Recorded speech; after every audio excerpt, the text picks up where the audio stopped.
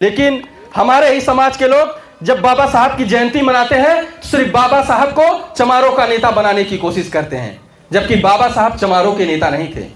बाबा साहब ने साफ साफ कहा, जब इस देश की संविधान उन्होंने लिखा तो उन्होंने कहा कि अगर मैं बदले की भावना से काम करता, जितना अत्याचार बाबा साहब पे हुआ, अगर उस भावना से काम करते तो इस देश में आग लगा देते। वीडियो उठाकर देखिएगा, ये शब्द अपने मुंह से उन्होंने कहा कि अगर मैं बदले की भावना से काम करता, बदले की भावना से संविधान लिखता तो इस देश में आग लगा देता।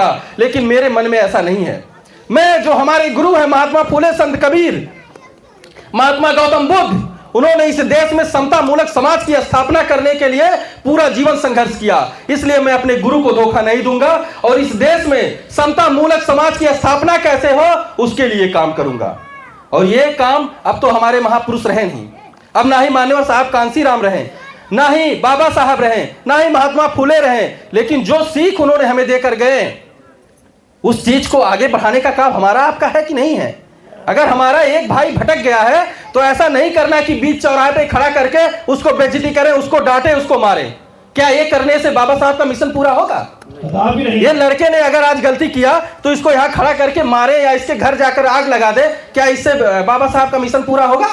कतई नहीं होगा। इससे हमारे ही बीच में वैमनस्यता फैलेगा। हमारे ही आपस में लोग, सहानी बिरादरी के लोग अभी कहेंगे, अरे चमार तक कुल मिल के हमारे 2 भाई के मार देना है, अब हमार आज से चमार दुश्मन हो।